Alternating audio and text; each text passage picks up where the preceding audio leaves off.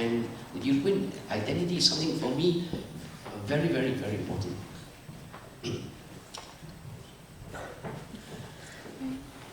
A German friend of mine who was supposed to come here for this conference, Wolfgang, whenever he introduced himself, he never said, I'm a German, he always said, I'm a European. And I don't know whether, here in Germany people think in that way.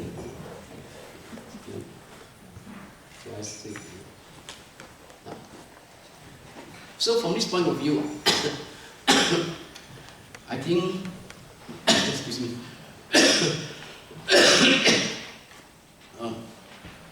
it's also important to encourage students of European studies to go for the doctorates as well. Am I dreaming? Yes.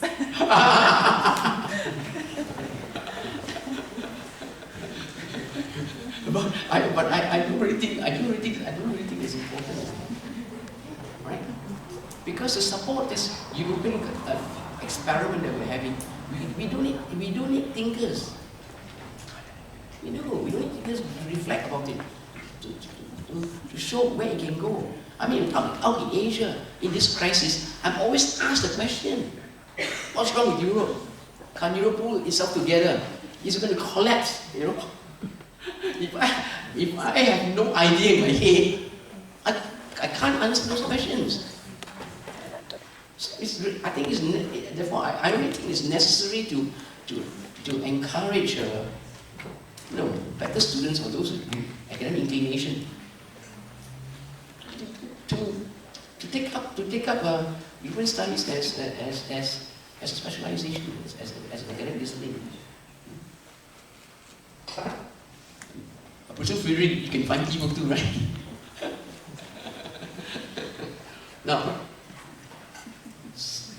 I think it's important also because of the fact that as I can see, there is a huge gap between Brussels and the original member states, and academics can be the middleman to be the one to bridge this gap. So,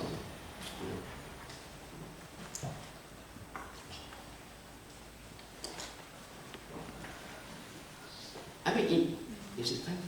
Yeah. In Asia, for example, interest in European studies is very clear. They recognize Europe as an important economic power, right? And that's why they want to know about Europe. They know the weakness of Europe is in politics, because we can't get together to have a real common foreign and security policy. Right? So,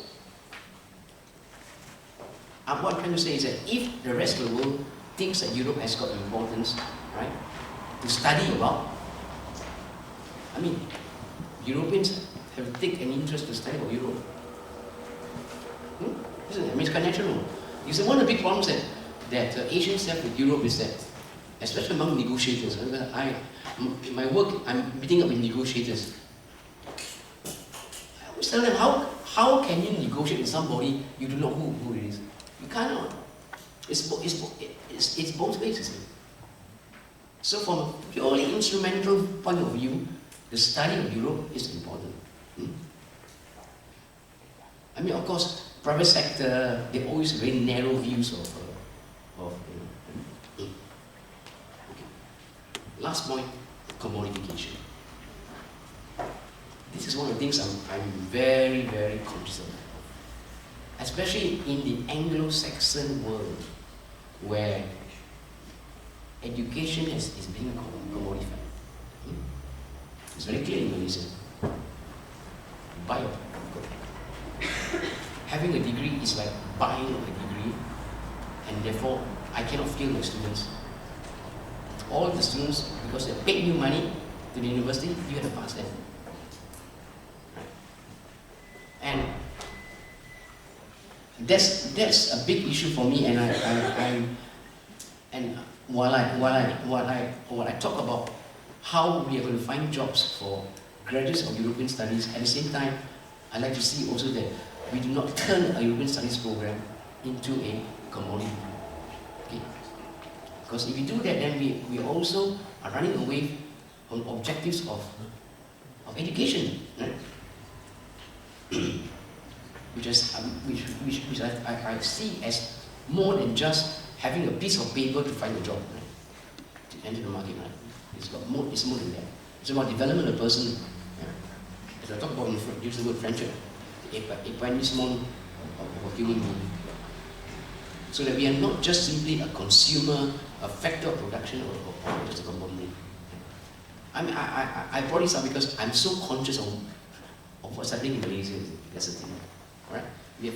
In Malaysia, we have beginning of hundreds of, no, not hundreds, I would say hundreds. There's so many private universities nowadays offering degrees of all kinds, right?